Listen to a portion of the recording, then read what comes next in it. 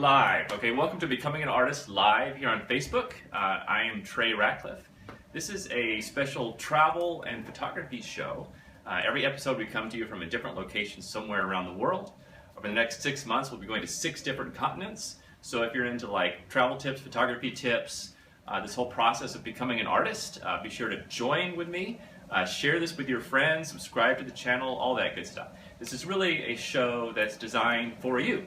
Because I know everyone goes through their own kind of artistic and photography struggles, and this idea of creating yourself, creating the artist inside of yourself, finding that, we help you through that, both tactically with like practical how-to tips, and also just kind of right brain kind of stuff, right? Very, very creative role. So where are we today? Well, I'm actually here with my friend Ting. Here's Ting right here. Hello, Ting. Hi, everyone. We'll find all about her soon. She's kind of my temporary co-host for the day. She used to work at Google, and she does blogging here in town, all kinds of stuff. Also, one reason we really like Ting is because her boyfriend runs the most amazing wine tours all over this area. What's it called again? New Zealand wine tours, guys. New Zealand wine tours. They're super cool. It's actually on TripAdvisor. It's like the #2 thing to do in Queenstown. Really cool guy, Jake. Okay, so let me set the stage here with what's going on. This is one of my favorite secret places in Queenstown that like tourists don't even come to. It's called Eichardt. It's a hotel, and it's like a tapas restaurant and bar. You can see all this amazing tapas we have here. We're just gonna pig out here today. It's really cozy. This whole place was just redecorated. And let me set the stage, Curtis, here. Follow me outside for a minute, and you can see where we are and what's going on. Hello, how are you? You want to tell them about these? Fine. All right. Okay, we're live. So these bricks, this place was recently redone. They rebuilt all of Eichardt after a big flood. And my home, actually, which is about 15 minutes away, all the old bricks that they used when they tore it down, they used those bricks at my house. So I have a little bit of history. I bought the house from a builder from Queenstown, and so we have all these little relics from all over this region kind of rebuilt in our home, so it's kind of special that way. All right, so follow me outside, we'll see what's going on. I see a jet boat just leaving.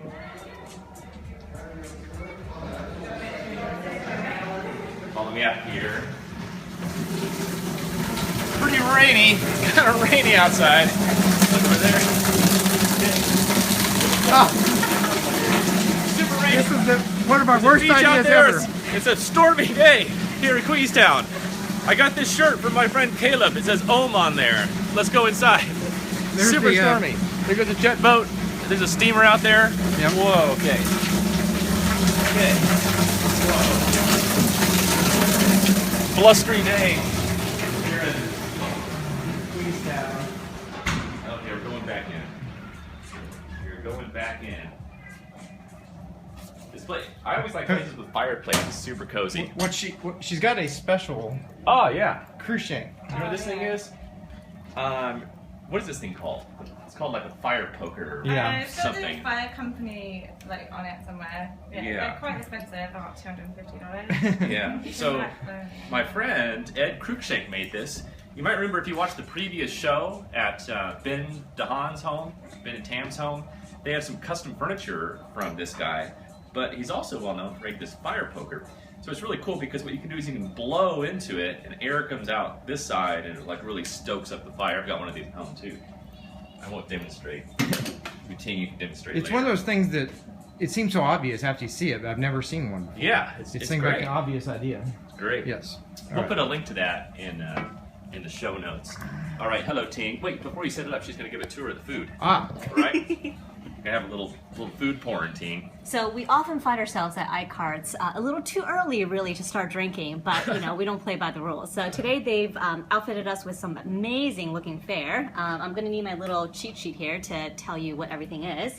Over here we have the Cardrona Merino lamb cheeks with hummus, yogurt, and marinated courgette. For those of you who don't know, New Zealand lamb is incredible. It's not like anywhere else I've tasted. We have some salad of roast beetroot with ricotta, pickled pear, and walnuts. By the way, the reason I'm having team do this is so I have a chance to eat. Because I know during the show you guys are going to be asking questions and be yapping a lot. And that's what you can I'll talk be eating. slower if you want to, so I can actually eat this stuff. This interesting, mysterious black stuff here is actually calamari in squid ink tempura batter with aioli and watercress. Over here, this delicious looking tart is made of caramelized onion, Kalamata olives, heirloom tomatoes, and feta. I thought you were talking about Jane, the delicious looking tart over there. Last but not least, we have a bit of seafood chowder with some yummy toasted bread. That's what they're most known for here. People come all over the world just to eat the chowder. You know, you also left off. Oh, very important. Yes. Best chips in Queenstown Yes. with some amazing aioli to go with it. Yes. Awesome. They used to have black truffle fries here, but now they took those away. They can't get the truffle anymore. Oh, bummer. It's a lot of trouble to get the truffle. We've got too much food. You want to take that one over for the team to eat over there? Oh, actually, we should also mention what we're drinking here as well. Yes. We have some Mount Edward Pinot Noir. This region here is called Central Otago, and it has some of the most amazing Pinot Noir. There are only 3 regions, I think, in the world that has really great growing conditions for Pinot Noir, and Queenstown happens to be in one of them. And because of that, Riddell actually created a special glass to enjoy This is a Central Otago Pinot Noir glass. Really cool. It's got a nice little lip on here. Mm-hmm. And the reason you know so much is because of your man Jake. He just spouts off this stuff nonstop. So now you're accidentally an expert in wine. Indeed. Can't complain about it too much. Cheers. Cheers, Trey. So this guy, Mount Edward, that has this winery, he's a good friend. His name's Duncan, and he's one of the only people that I know from around here that goes to Burning Man. So there's not a lot of people from Queenstown or from New Zealand that make it all the way up to Burning Man. So we're friends in that way too. So this is the show that we do every week, where we kind of analyze the previous episode that just came out. Yeah. Right, so episode 5 just came out, season 1, and they're all shot in Africa. And this particular one was a really kind of special one because it talked about how I grew up with a seeing disorder and all this kind of stuff. Yeah. And I found that's the big thing that people seem to like in these shows is me talking about all these problems I have or issues or. In the beginning I thought people don't want to hear about problems and issues that you have, but just like anybody, I have tons of them. I have them in spades, but it does kind of form you into a unique person. Absolutely. Yeah. We're all product of our experiences, aren't we? So, Ting is here ostensibly to help you ask your questions, all right? So any questions you have, let us know. And Curtis is going to pipe them through the computer here, and she can ask them to me. I will be your voices, world. So come on and send those questions in. I'll ask Trey. He'll answer she's like a question bot, and so she's just kind of a special co-host this time. And then you're off to the U.S. for a long time to work on your various ventures. You do many things. One thing I should mention that you do is you're a blogger on the QueenstownLive.com blog, and you have all. What did I get that right, Jane? Queenstown Life. Queenstown Life. I said Queenstown Live. Sorry, QueenstownLife.com. Which is also done with Jane Guy, our amazing associate producer. And then, and you used to work at Google. You were a global product manager. You did AdWords and this kind of stuff. I did, yeah. I think one of the amazing things about Queenstown is that it attracts people who are, kind of had their hands in a lot of different areas. And most of the amazing nature here is such inspiration for, bloggers and photographers and artists. Coming from the tech world and now being here, running my own consulting business, I also have the pleasure of, chatting with creative, amazing people like Trey. Check out Queenstown Life. It tells you all about the amazing things to do here in Queenstown and shows you amazing scenery that is here. It's great. It's a great blog. I know Jane's been working really hard on it, and I get this question a lot because people know that I live here. They always ask me, "What do I do in Queenstown? Where should I go?" and that sort of thing. So it's a really good resource. And like you said, I have found that Queenstown is an amazing vortex for interesting people. Yeah. Especially entrepreneurial type. Yes. I think we haven't really planned on this, but over the past few weeks, we've had on other young entrepreneurs that are doing everything, like from a cocktail merchant to a winemaker to all the various things that you do, and And I get really inspired hanging around other people that have small businesses, or even that are just by themselves, that are trying new things, because it's a weird world we live in, where you kind of have to do a lot of different things and just be very ready to fail. And it's definitely not the old world anymore. Absolutely. I think, in a place like this, there's not a really, firm industry, so you have to kind of get out there and do your own thing. So, without further ado, though, we see some questions coming in. Bring them on. Bring them on, Internet. Yeah, you ready for the first one? Yeah. Cool, it's an easy one. How many episodes are there in the series, Becoming an Artist? There's 14 episodes and then a bonus episode. So what we're doing is we're experimenting with everything, right? What we're doing is every week we put one episode for free on YouTube and on Facebook, okay? But we just leave it up for a week. And at the end of the week, we delete it. We take it off. And so over the next 14 weeks, which is, I guess, 3.5 months or something, we put up a different episode. It's about 30 minutes long, very high production quality. In fact, we've really changed. Like when I first started making tutorial videos, it's just me and my little webcam. It was real grainy and pretty hokey. It's pretty crappy, actually, honestly. But then we decided to get serious, and now we have like a real video production team and editing team, and we spent quite a bit of money actually in Africa for about a month filming all these things. Yeah. So I look at a lot of stuff out there. I think it's like the best produced. I don't often say I'm proud of things that I do, but I'm actually very proud of this, and I think it's really, I've gotten a lot of personal notes.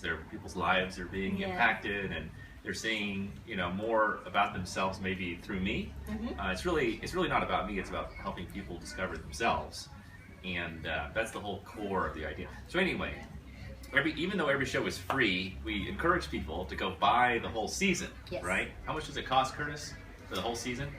$59. A bargain at twice the price.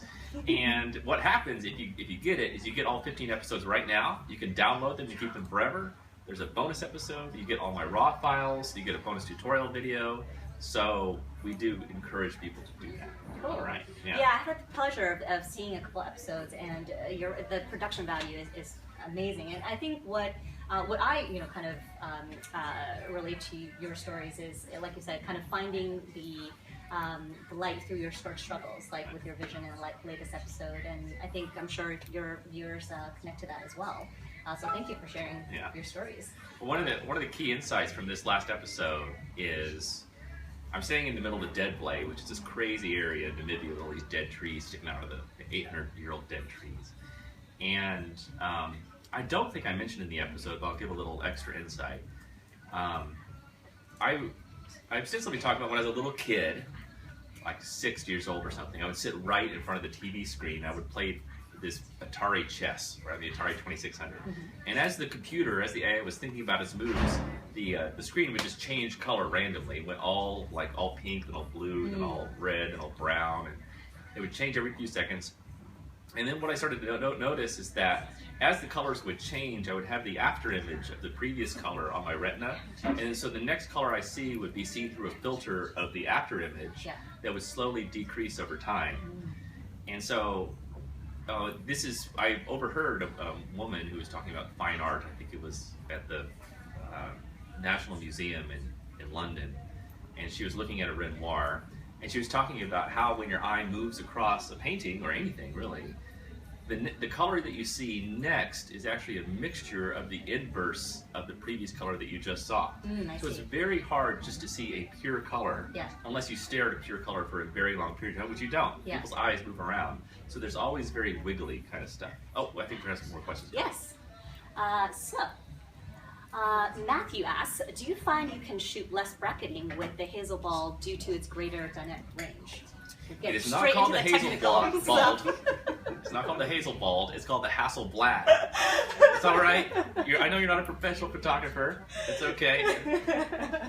This is the last time I'll be able to answer on your behalf, guys.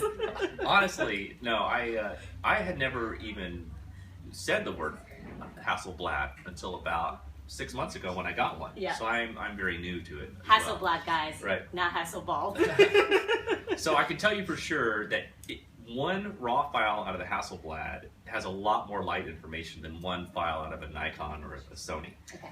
So you can't just take a single photo and create an amazing HDR out of that. I still take 3 photos because I'm a little bit overkill, and it's just processing power and space. So yeah, the Hasselblad has amazing dynamic range. In fact, you know, I actually don't even know that much about optics and how these sensors even work, but I can just generically tell that as I move the shadow slider up and down and the highlight slider, that I get more information out of it than I could my other files. Now, I do have a big question mark that's kind of floating out there for me personally, and that is, like, Hasselblad has its own raw importer, okay?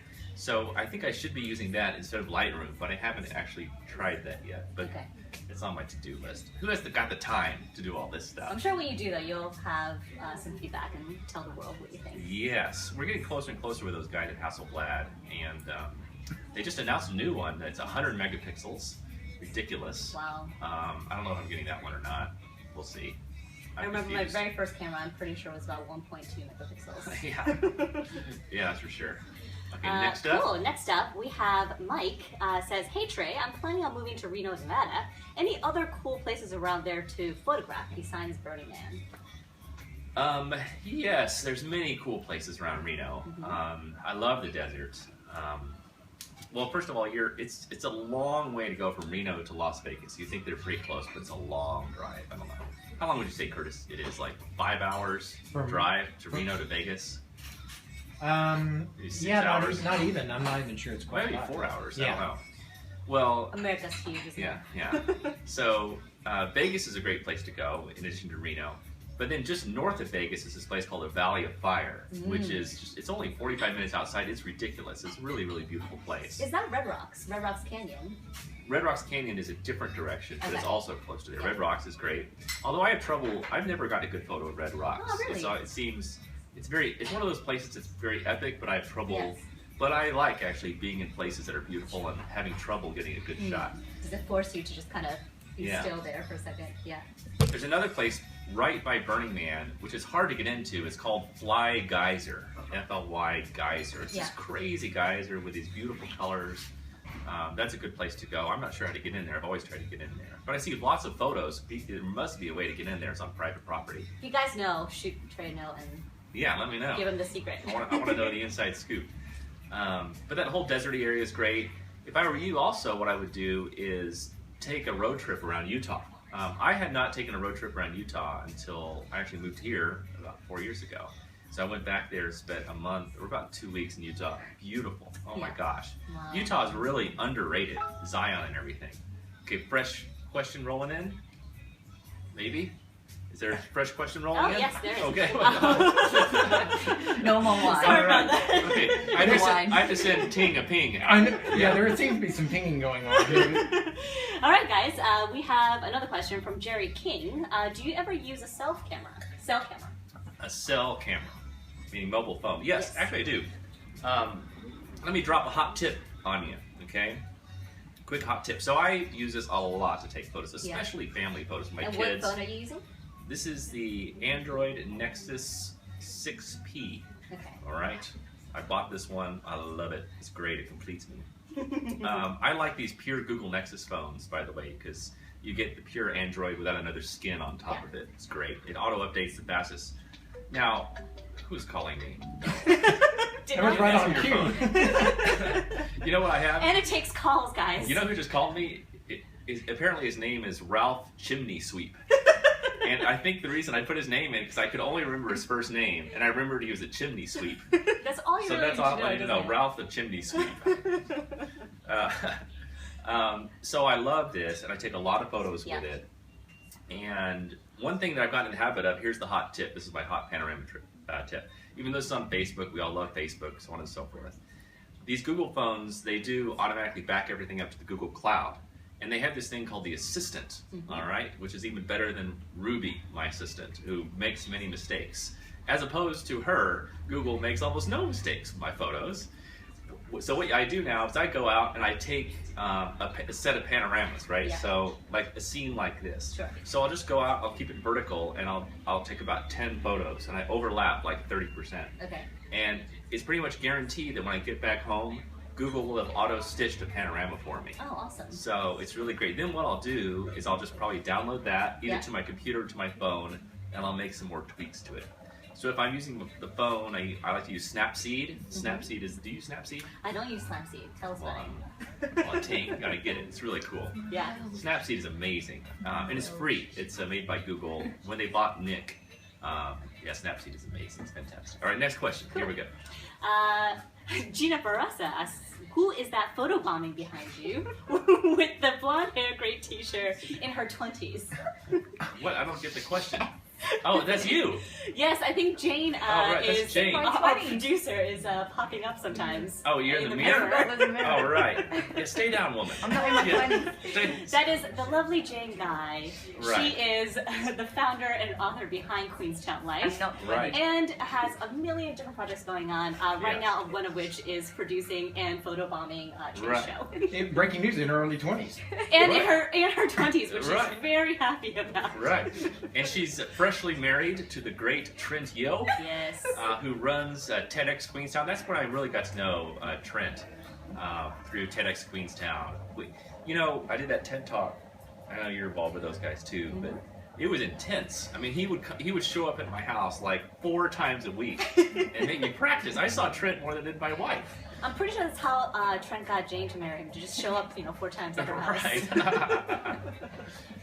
By the way, we are going to meet Trent on Wednesday because he actually owns the Zip Trek thing, right? The zip line thing.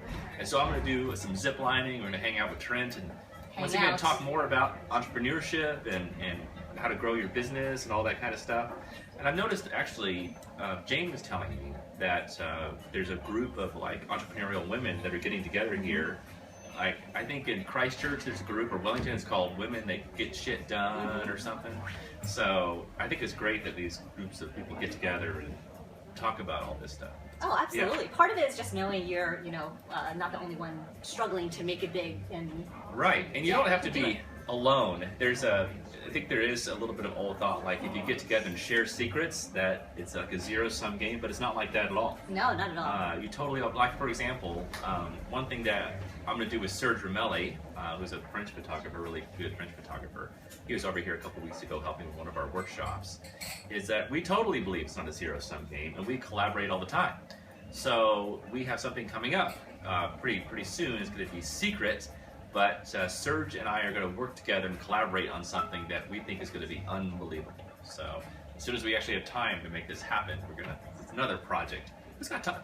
Ideas aren't the problem. Execution is the problem. Yeah. Well, speaking of execution, we're going to get to a couple more questions. We have 2 actually about locations that you've been to or have shot at. One is from Wade Poitras and one is from Mike Williams. Wade asks, have you ever tried to shoot the Hoover Dam? And Mike asks, have you gone to Cuba yet? So we'll make it a 2-parter here. 2-parter. Okay, location 2-parter. Okay, well, Wade, yes, I have tried to shoot the Hoover Dam. With your camera, I'm guessing. Not right, with no, they don't take kindly to that around there. No. Major target. I didn't try to fly the drone there either. They would probably just take you out. Then when you shoot down the drone, they'd probably take you out first. So I have some of the worst photos of Hoover Dam ever shot by mankind. Yeah? What happened? Well, I don't know, like the Hoover Dam is one of these places like, oh, I should go take a picture of the Hoover Dam. And I'm not really, there's a lot of photographers that I think that photographers have somehow become poisoned. So much of what I try to do is like give photographers the antidote to the poison they've been given their whole lives. And what's the poison? There's 2 poisonous things. One is that there is some sort of checklist of photos you need to take in order to be a real photographer. Yeah. Like you need to go to Yosemite. Like if you haven't been to Yosemite, for some reason you're not a serious photographer. Hoover Dam is one of these places, Grand Canyon, there's like these tick boxes, right? Yeah. And so what a lot of photographers do is they think like, okay, I need to go to this place, but they don't really know why. It's because other people have been there. But this is a fiction. Yeah. It's a total fiction. The other poisonous thing that I try to depoison photographers on is that there's a step-by-step guide to doing things, okay? And I know this is going to get me in some trouble, but I don't care. I could care less. So I'm going to Photoshop World in Vegas. It's my first time at Photoshop World. And I'm going to be giving some talks and maybe teaching a class, or definitely teaching a class on Lightroom, right? And the Kelby group who puts this on, they have this woman that emails me constantly. They want me to send them a script or a manual, right? Because what people do is they sit down with their computers and it's like a 3-ring binder, and they go through the steps with screenshots of where you click and what you do. Oh goodness, yeah. Yeah. Anyway, I refuse to do this. Yeah. I absolutely refuse to do this, and not because I'm saying that I'm better, but I think it is a poisonous thing to indicate that in order to do something, there is a step-by-step guide. Mm-hmm. So what I do is always very organic. It's like making food, right? I think and I'm not comparing myself to great chefs or anything, but if you do watch great chefs, they get a pinch of this, they might leave it in the oven an extra 3 minutes. You know, it's a very organic thing depending on, there's so many things that go into creating something beautiful. And so I'm really into having this sort of organic, beautiful process. It's a little bit unpredictable. Yes, you have to know the tools, but what I will do is I will screen cap the whole video or whatever, and I'll send it to them in Dropbox later so they can see how I did it. But I think it's bad to think that there's a step-by-step process to everything, because it doesn't allow you to think creatively and be free. Like, for example, like let's say you're doing product photography and you have like a Ferrari or something, and you want to change the color of the Ferrari from blue to cherry red, right? Well, maybe there's no step-by-step tutorial for that. Like, so you might just stare at your computer and not know what to do. Because if you keep going by these step-by-step things, whenever you encounter something that you've never heard of, you're like, I don't know what to do, right? So if you start, flowing and trying different things, then you can just change it, right? Then it suddenly is not so difficult for you anymore. But you have to get out of that step-by-step world. And I think that 95% of photographers have been poisoned by this time and time again. And I think it reduces creativity and makes it more like what an accountant would do or a lawyer. Sure. Yeah, and that's not what photography is supposed to be about. Yeah. Well, to wrap up quickly, we unfortunately only have time for all those questions, but what you say is that equip yourself with the knowledge you need, but just go with your intuition as an artist. Yeah, go with your intuition. Be ready to make a lot of mistakes. Be comfortable not really knowing all the tools. I don't know everything in Photoshop. I don't know anyone that does. Kelby probably does. But yeah, just learn the basics, and then just kind of float, right? We talked about this before, in that you kind of learn the basics of the tools, like learn 20% of your camera. You don't have to know 100%, just know 20% of your camera, and then just relax and float in the ether above that, right? You got to be creative and right-brained and dreamy, right? And have that stuff. Don't let the technician part of your brain take over. So here's one thing we do at the end of every episode, is we like to go into our little funky lounge and show a few photos that have been taken. So we've got this private group. Anyone can join. It's a great, safe place for you to experiment, to ask questions, to talk about whatever artistic struggle you're having. And it's a great place to make friends and get little mini critiques and that kind of stuff. So that's what I'm going to do now, is a quick mini critique inside of the funky lounge. That's kind of what this place is, like, a funky lounge. Okay. Okay, let's go over here.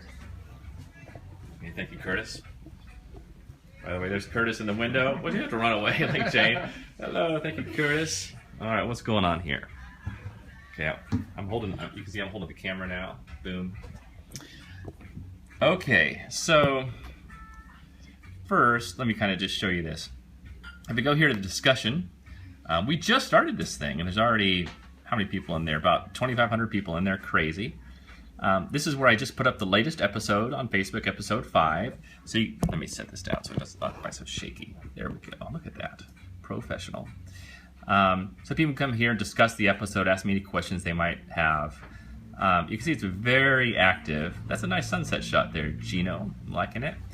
What I do, by the way, when I come in here, if I really like it, I do the wow.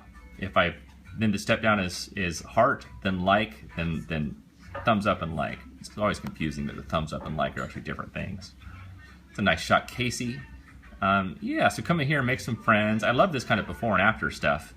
I should do that more, but I don't have the time. This is a beautiful shot, Xavier. I really like it. So let's break this down. This one, Xavier. What a cool name, by the way. Let's back this thing up a little bit. Back at the truck. I'll tell you why I like this photo. I like photos with transitions. Okay, so what's happening is going from a very soft, dreamy kind of area over here, and it goes all the way to the very sharp, visceral things. I also like there's something very close. You can reach out and touch it. Something in the middle distance, something in the far distance. There's another transition from warm colors to cool colors. This is a nice long exposure. I don't know how long this is. My guess is this is a maybe a 5-second or 10-second exposure. That's a little hot tip for shooting waterfalls is you've got to have a tripod or a solid surface. The other one is don't think that the longer the exposure, the better. Because if, let's say this was like a 5-minute exposure, like with an ND filter or something, all of this would just be pure white. So kind of like see how this part is pure white because there's more water flow here. It's good just to have just a little bit. Okay, so maybe 5 or 10 seconds. Just experiment. All right, you guys. Well, I'll flip this thing around and I'll tell you guys goodbye. Hope you enjoyed the show. Keep the questions and the circle of love flowing around. 1,000 thank yous. This show is for you guys, so we're shaping this together. Like I said, we're doing about 3 or 4 live shows a week, and always in different locations. Soon to travel around the world with the crew. I'm really excited. 1,000 thank yous, and I will see you next time. And thank you, team. Thank you, co-host team. Thanks, everyone. Yeah, thank you, Eichardt. You guys are awesome. Now I'm gonna eat and drink a lot.